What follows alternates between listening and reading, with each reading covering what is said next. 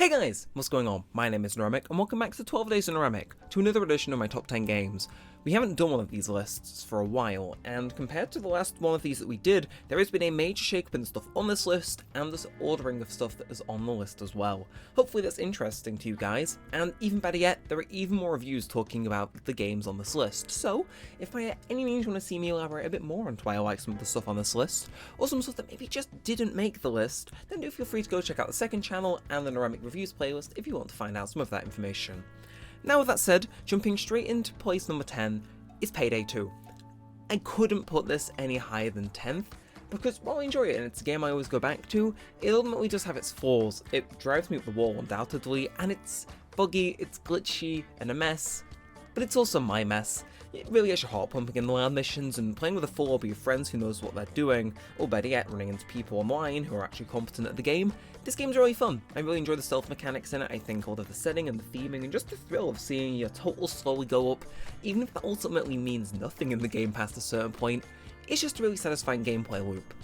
There are some stinkers in the game though. The engine is really not built for this game of a caliber at all, and some of the heists are admittedly really underwhelming, and at times the game can really cook you out of what should be a well-deserved win.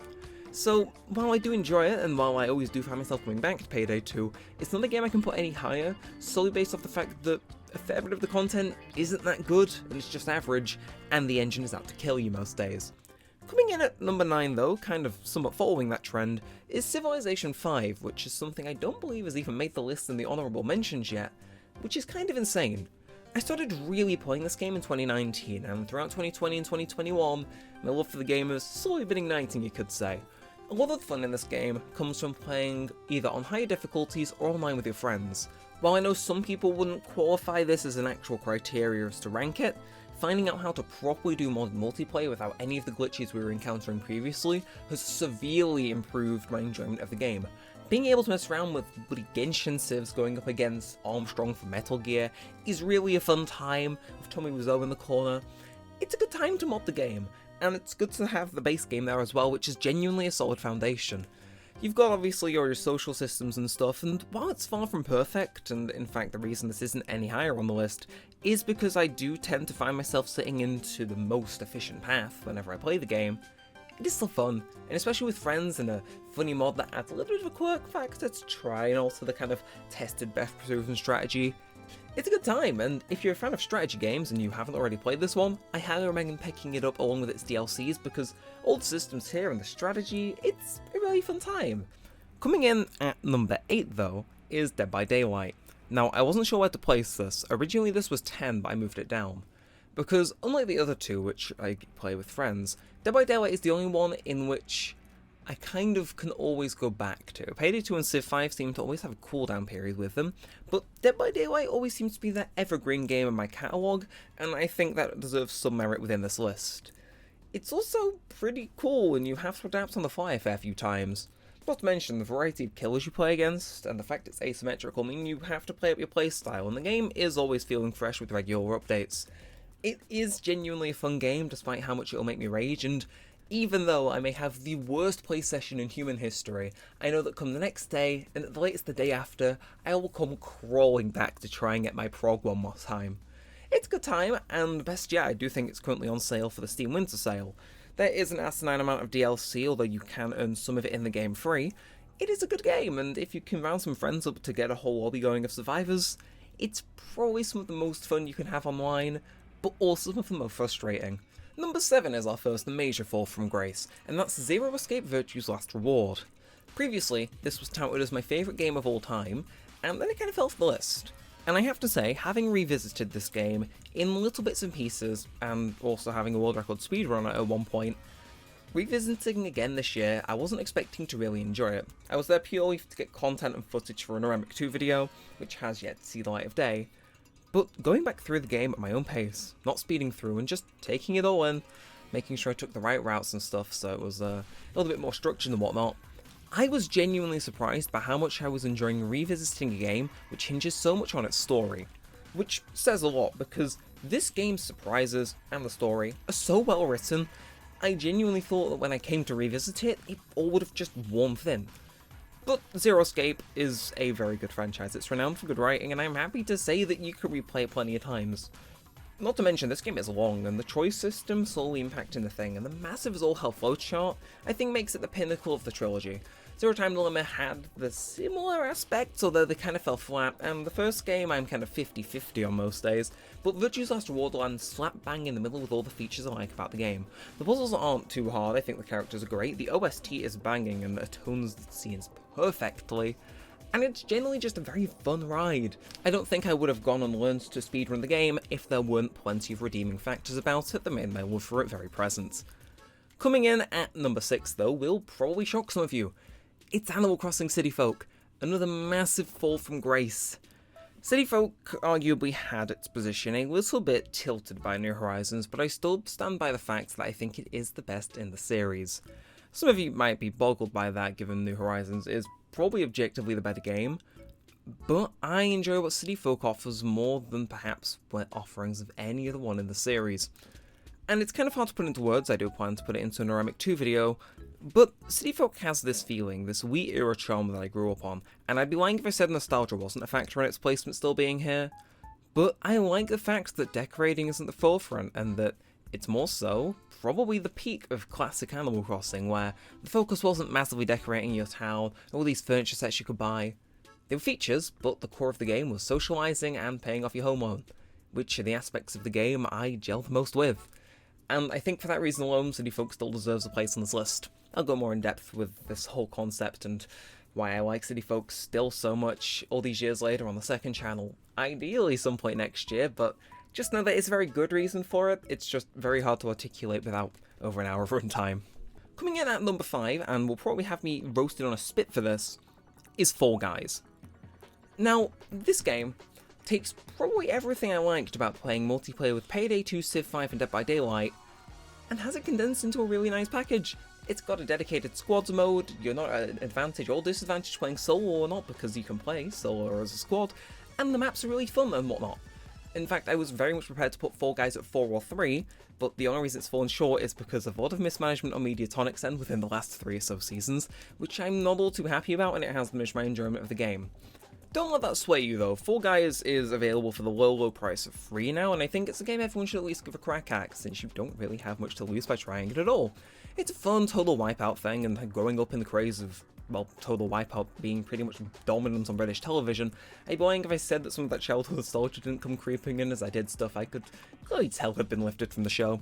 It's just fun and goofy, and while it isn't all my friends' cup of tea when I am able to round people up to play, it's easily the most fun out of any multiplayer game I have on this list. To put it simply, it's just plain dumb fun, done really well, that's held up by a bit of mixed management which I'm hoping can be ironed out so this game can once again achieve its full potential. Coming at number 4 now, I'm going to cheat slightly and say Shenmue 1 2.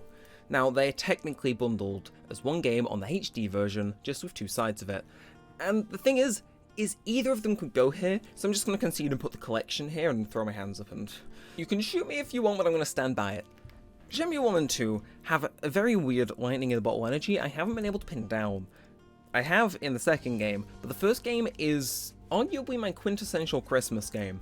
It's like Die Hard in the sense it just so happens to be set at Christmas, but the atmosphere of the Shenmue games, and the dodgy voice acting, and the story, and the whole gameplay, I know isn't everyone's thing, and the game, admittedly its Dreamcast entries, are very, very rough. And to some people that might put them off, but having played Shenmue coming on 3-4 years ago now and revisited it up to 3 times, it's really not that bad, at least in my eyes. I can see the bad voice acting, and I can see that the more intuitive, more so lack of UI elements can probably bug people, but I don't particularly mind. It has this very weird feeling. The atmosphere is something I really need to go into depth talking about because it's so bizarre. But the game is really good. I don't mind the characters, the dubbing is atrocious but charming, and I couldn't possibly ask for a better place to get lost in virtually than I can with Yokosuka and Hong Kong surrounding areas. It's a really weird thing to try and convey as to why I love, but it's one of those games which is a cornerstone of gaming history as you know it, being the first fully 3D open thing. And personally, it's one of those games I'd advise that everyone should at least look into or play if they have the opportunity. It's a very weird game, but I think if you're able to look through its flaws and just enjoy it for what it is one of the best games ever made. Talking about looking through something's flaws though, we're coming in at number 3, Sonic Unleashed. Once again, previously in number 1 entry, but only pushed back a few this time. Sonic Unleashed is that weird game where I only played the Wii version, and this is more so dedicated to the PS3 version. But when I finally picked up the PS3 version, something clicked. I'd enjoyed the Wii version, but playing this game in, well, arguably a steady frame rate, with all these cool graphics and expanded level design and mechanics and stuff, I just had this feeling. And it's a feeling I'm not sure I can exactly convey, but it's a feeling of just like, this is the one. Because everything seemed to click. I know a lot of people have issues with the Werehog, but personally I found it enjoyable. I felt it fast enough to where it could still quantify being a Sonic setting, and quite honestly I think I still enjoy it more than the combat which is present in Frontiers. Sonic Unleashed is just a game which a lot of people have suddenly started liking over the years, which personally has been great. It's been cool to see other people talk about the reasons why they like this game, and for a game which I don't totally understand why I enjoy so much as I do, seeing other people's opinions slowly come out since that first top 10 games list where I ranked at number 1, it's been super cool. And it's just fun. It's plain dumb fun, and I know that if I'm in the need to go play a game to cheer myself up or just have a fun time, Sonic Unleashed is there. It's easily my crutch game if I want something quick and easy to play, and I'd say is arguably the peak of the Sonic franchise. If entry number 2 didn't exist. If you told me, while making any of the other top 10 games list, that this game would end up at number 2, I wouldn't believe you. But it is Sonic Adventure 2, specifically for the Dreamcast. Now that might seem asinine, but my exposure to SA2 was the PS3 and PC ports, which I had fun with. I could see why people enjoyed them way back when, but the controls were clunky and the graphics were weird and the audio mixing was atrocious, and while I could appreciate what people thought it once was, I didn't see the whole draw it had. But I got a Dreamcast, and I got Sonic Adventure 1 with it, and after beating that on the Dreamcast, I figured it's a piece of gaming history, and I've been hearing rumblings that the SA2 Dreamcast port was a bit better than the ports I played, so I decided to take a chance on it.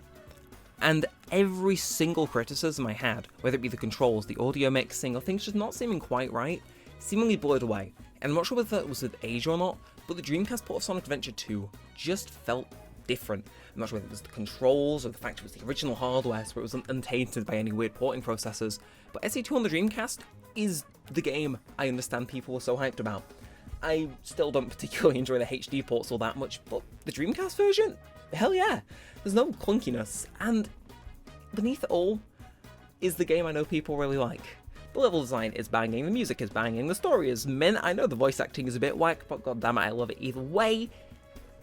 I finally got it, after playing it on the Dreamcast. Why so many people said that this was the peak of the Sonic series, and quite honestly, if you're saying it about the Dreamcast version, I'd have to agree with you. And for the number 1 spot, some of you may have seen this coming, given the very end of the last top 10 games list. I put Persona 5, number 2 on that list, and obviously it hasn't made this list. And I said that I'd go check out Persona 4 Golden because I heard people saying it was so much better. And I did. And they were right. Persona 4 completely trounces Persona 5 Royal in every single way, to the point that revisiting that game I thought would be a nightmare because of how much better 4 was to the 5 I'd played. Persona 4 has almost a perfect soundtrack, a perfect setting, a perfect cast of characters and story, and the gameplay is just a refined version of the gameplay from Persona 3 without some of the clutter that started to creep into 5. Just like Virtue's Last Reward, it's at the middle point of the modern Persona games, and it brings my favourite elements from both into one nice, clean, concise package. Not to mention this game is long, but it never feels drawn out.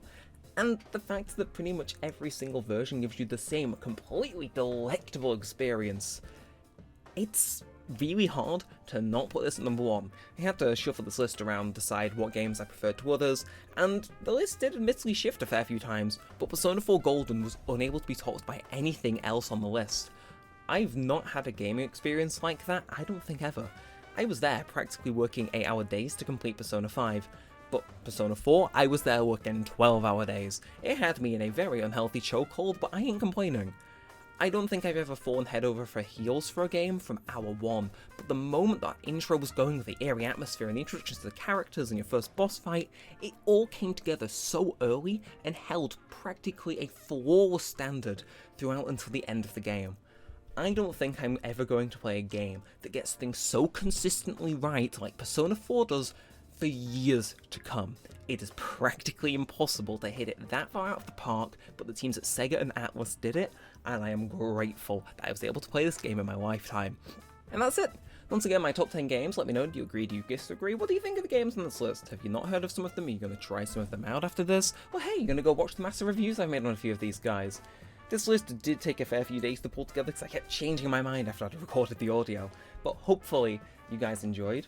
Of course, the honourable mentions will be on screen now. GTA, Persona 3 and 5, Genshin Impact and Fortnite were all considered for the list, but we had to let me drop them because this was probably the hardest one of these lists I've had to make, because it was just so stacked with stuff I wanted to put on here but I couldn't, and all the reshuffling. It was a very difficult list to make, but I'm pretty satisfied with the end result. So maybe see you next year for one of these, maybe not, maybe we'll miss another year so we can have another major reshuffle and it'll be a bit more of an event. We'll see. But we're going to end this one here. Thank you for tuning into 12 Days in Neremik. We've got one video left for you this year. And with all that said, and all that aside, thanks for watching guys. My name's been Neremik and peace out.